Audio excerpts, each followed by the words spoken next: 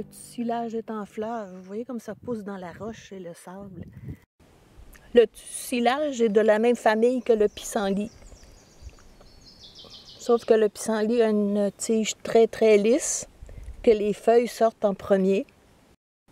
Alors que la tige du tussilage est bien caractéristique, avec les toutes petites feuilles collées dessus. On ne peut pas se tromper. Et quand les feuilles sortiront, on peut aussi les faire sécher et les brûler. Puis émietter, ben, ça va faire un succédané du sel.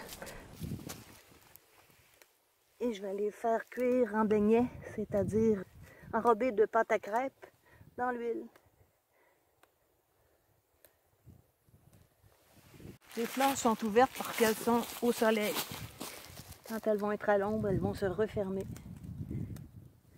Vous voyez, ceux-ci sont à l'ombre, alors les fleurs sont beaucoup plus fermées. On peut aussi les manger crus comme ça. Ça goûte frais. C'est moins sucré que d'autres fleurs. Et puis c'est vraiment pas une plante qui est en danger, donc on peut en cueillir. Bon, mon huile est prête. On voit ce que ça fait. Alors je vais mettre les tussilages directement dans la pâte.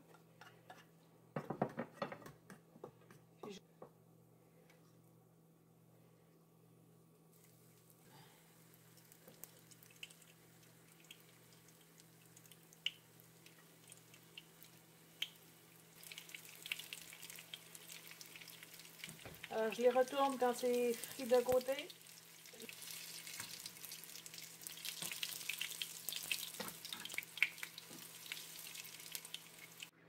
Bon, avec la lumière, vous allez mieux voir, je pense. Alors, j'en ai fait un petit peu.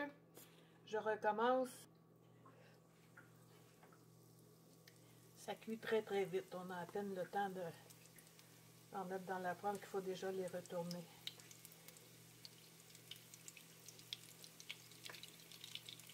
Bon, plus ma pâte est épaisse, ben, plus j'en ai autour de chaque fleur. Bon, là, j'en ai 3 ensemble. Ça va me faire un beau petit beignet. Si c'est votre première fois, vous n'en mangez pas trop pour voir comment votre estomac va l'accepter. Comme n'importe quelle plante sauvage ou champignon forestier. Alors, quand c'est prêt d'un côté, on les retourne.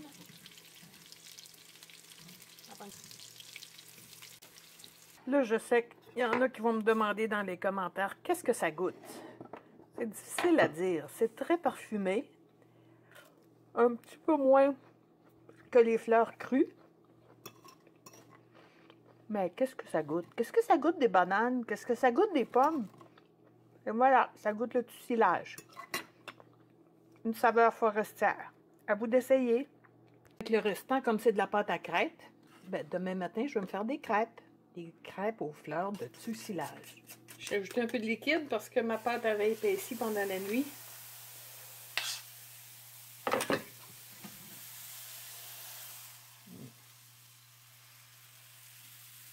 Il ne restait pas beaucoup de fleurs.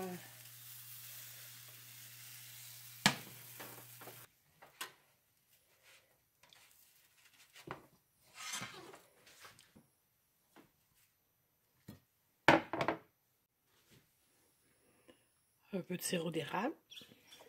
C'est aussi le temps où les violettes sauvages sont en fleurs. Aussi bien en profiter.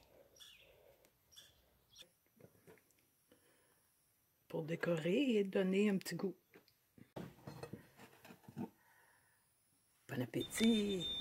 J'avais oublié qu'on peut aussi s'en faire une infusion. Je suis revenue en chercher quelques-unes.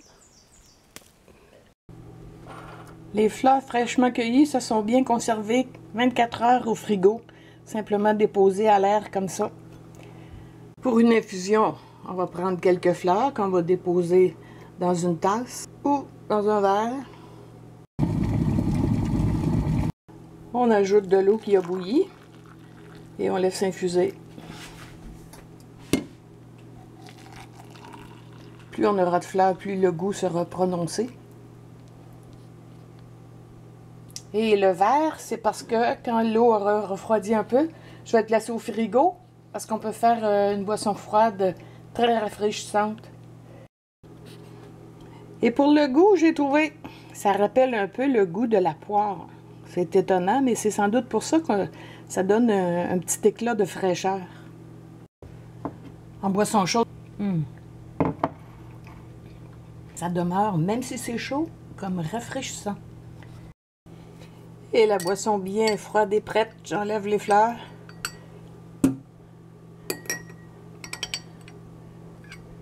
Ça serait une idée aussi de faire des glaçons en mettant une fleur à l'intérieur.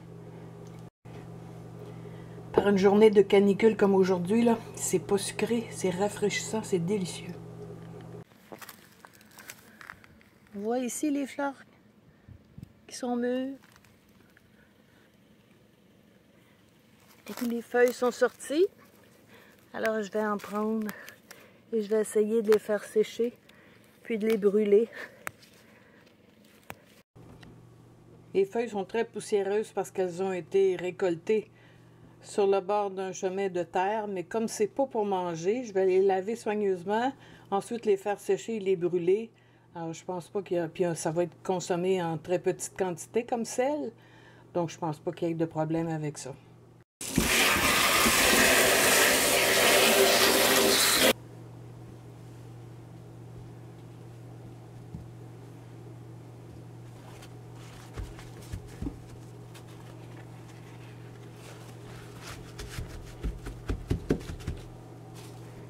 Je vais les laisser au soleil pour bien les faire sécher.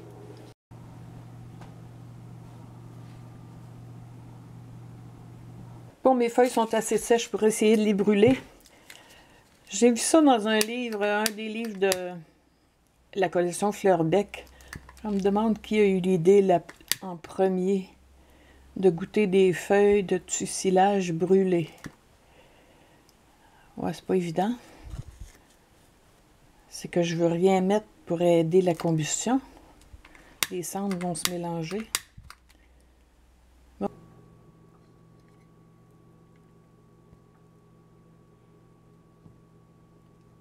Pour arriver à brûler toutes les feuilles sans me brûler les doigts, puis sans perdre la cendre, je les dépose dans une petite passoire métallique.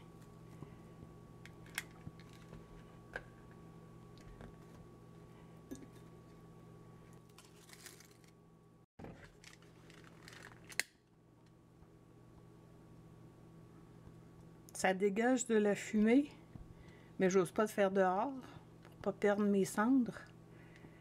Puis de toute façon, je dois dire que c'est assez agréable comme odeur de fumée.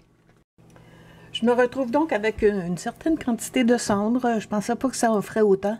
Et puis c'est étonnant, mais c'est vrai que sur la langue, là, ça donne un goût de salé. Il reste à l'intégrer dans la cuisine maintenant. Du sel noir. C'est étonnant. En fait, ça a un goût de salé quand on se le dépose sur la langue, mais le goût disparaît assez rapidement. Alors, je ne sais pas ce que ça peut donner sur des tomates ou des radis ou des frites, par exemple.